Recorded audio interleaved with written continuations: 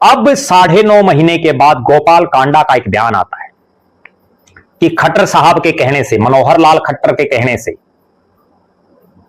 अभय सिंह चौटाला के बेटे अर्जुन चौटाला की उन्होंने मदद की और उस मदद की वजह से अर्जुन चौटाला चुनाव जीते हैं, वरना अपने पिता अभय सिंह चौटाला की तरह हार जाते। और यह बयान क्यों आया? क्योंकि उससे पहले अभय सिंह चौटाला कई बार सार्वजनिक प्लेटफॉर्मों पर बात कर चुके हैं कि अगर वो गोपाल कांडा से समझौता ना करते तो एलनाबाद से चुनाव जीतते।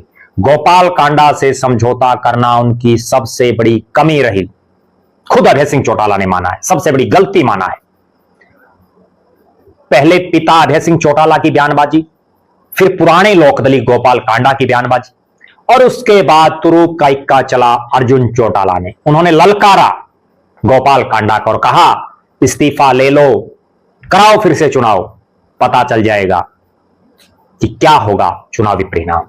अब रानिया की जनता इंतजार कर रही है कि विधायक महोदय क्या अपनी बात पर खड़े रहते हैं, क्या वो भी अपने पिता अभय सिंह चौटाला की तरह दरियादिली दिखाते हैं, जिन्होंने 13 महीने चले देश के बहुत बड़े किसान आंदोलन में इस्तीफा देने वाले पूरे देश के इकलौते सांसद विधायक, इकलौते वो बने। उसके बाद उपचुनाव भी हुआ इलाहाबाद में, अभय सिंह चौटाला ने चुनाव लड़ा, उपचुनाव जीत गए, लेकिन जब मुख्य चुनाव आया तो उन्हीं अभय सिंह चौटाला को चुनाव हरा दिया गया। इस तरह से अब क्या अपने पिता इतनी हिम्मत दिखा पाएंगे अर्जुन चौटाला? जब से अर्जुन चौटाला का यह बयान आया है, रानिया की जनता आईडी ठाकर के बाट देख रही है।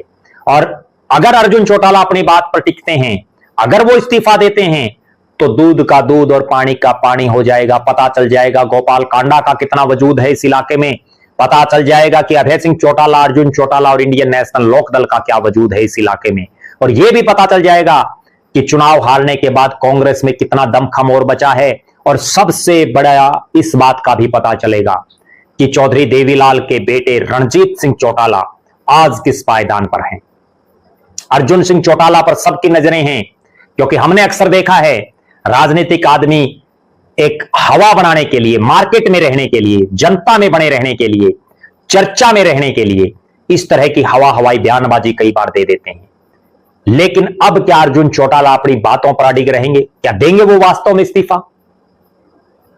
हरियाणा प्रदेश में हमने पहले भी आपको बताया था कि 2019 से 2024 की टर्म में भी 3 उपचुनाव हुए, जिनमें एक चुनाव श्री कृष्ण हुड्डा जो बड़ौदा के विधायक थे, बड़ौदा के, उनके आकस्मिक निधन से हुआ।